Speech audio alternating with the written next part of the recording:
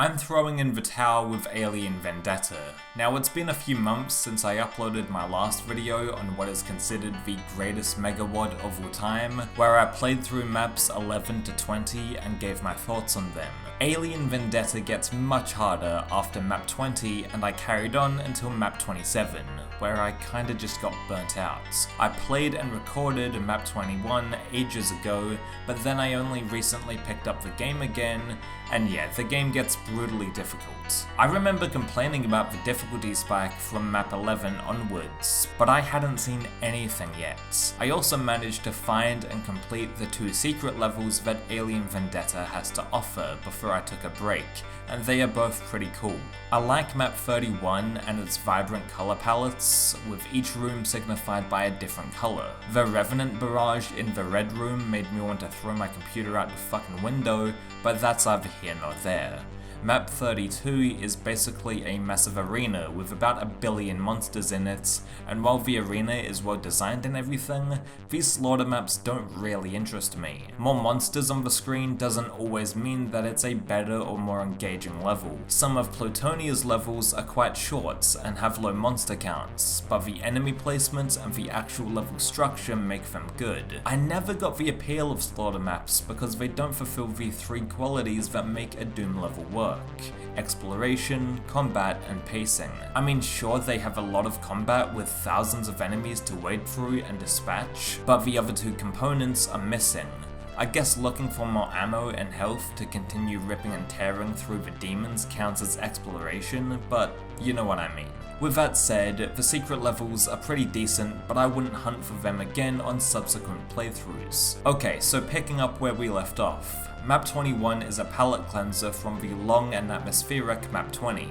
I do like the look of this level, with bits and pieces of demonic architecture scattered about almost at random. UAC textures also make an appearance, making this level look alien and intentionally off-putting.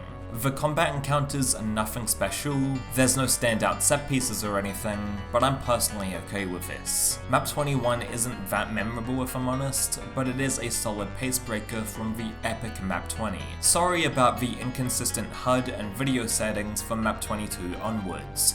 That was from when I played through Alien Vendetta recently. The real annoying part about this is that I didn't have any of my save games when I downloaded the megawad and booted it up again, so I had to play map 22 from a pistol start. However, I'm not going to hold that against the map itself, and I now know that I'm never going to be one of those pistol start players because it's beyond frustrating. This bridge with the mancubi shooting at you from both sides is great, and when you pick up the red key, you're immediately ambushed by an archvile. He pops up right in front of you and he blocks the exit, making it difficult to run away and find some cover. Meanwhile, you have the mancubi shooting their projectiles over the level, making the set piece rather memorable.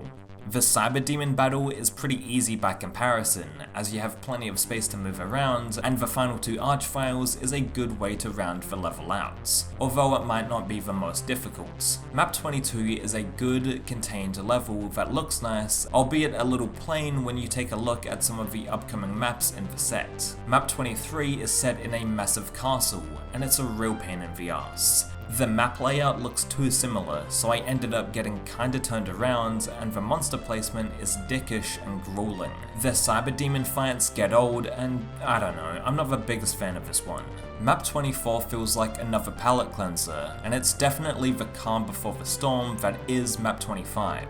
I don't have too much to talk about with this level, it's fine, it's inoffensive, and it's a walk in the fucking park compared to the next level on offer. Map 25 is the hardest and longest level that I've played in Alien Vendetta. It took me an hour to beat, and the level makes its presence known right out of the gate with this initial arena. Cyber demons, revenants, archviles, barons, every hit scanner under the fucking sun, all of that is attacking you in this relatively small space.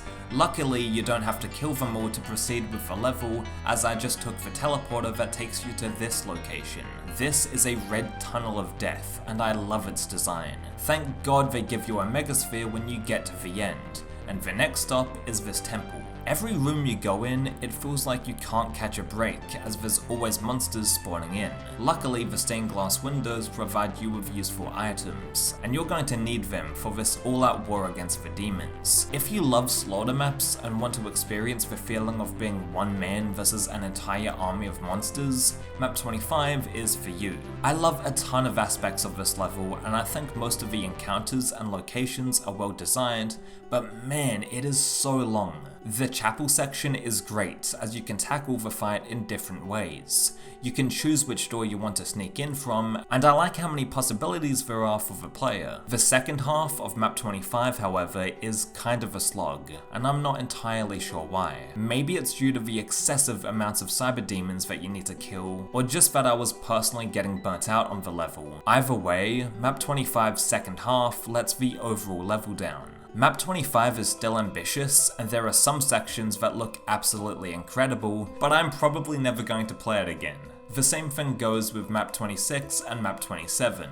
Like I said at the start of the video, I think I'm done with Alien Vendetta, and yes, that's due to me not having any patience, and let's face it, my lack of skill. Alien Vendetta is no doubt influential, and it has a special place in Doom players' hearts for good reason. But aside from a handful of levels, it's not my personal cup of tea. Fighting hordes of monsters in epic, sprawling levels isn't what I find fun, at least, about Doom, and at the end of the day, I have other stuff to do than play an hour's worth of level just to get hit with another hour's worth of level after. Speaking of which, map 26 is the second to last level I played of Alien Vendetta, and I was tempted to stop right there, to be honest. Instead of demonic chapels and medieval looking buildings, you're stuck in this underground bunker, and to me, it's a depressing time. Finding out where to go and where to activate all of the keys is too confusing, and during my time playing, I was never really able to solve the map, if that makes sense. With map 25, I could find a foothold in the level and have some success, but the same cannot be said with me and map 26. I struggled a ton with this map, and it doesn't even feel like a war against the demons. It's more like a full-blown assault that you're being subjected to. I will never replay this level, and making my way to the exit was more trouble than it's worth in my opinion. I know that on a technical level, this map might be well designed, but I can't look past my personal struggles with it. Map 27 is what broke me though. It starts out fairly balanced with some nice set pieces. Teleporting revenants coming from either side of you, a group of hiding archviles in this wonderful looking blue cave system, etc. However, when I got up to this huge castle, there were too many enemies to deal with, and I had to call it quits. I tried to inch my way inside, save scumming along the way, but ultimately I got stuck between a group of barons when I was trying to retreat, and that's when I lost my shit. It was my fault for executing such a shitty plan, but I needed ammo and health, and I know that there wasn't any in this castle. I eventually got out of this barren clusterfuck in the cave, and made it to the castle door again, but this time revenants that I triggered earlier were guarding it. I was short supplied and outnumbered. And that's basically where I stand with Alien Vendetta today. I know some pro Doom players are pissing themselves laughing, and that's fair enough, I'm right there with them,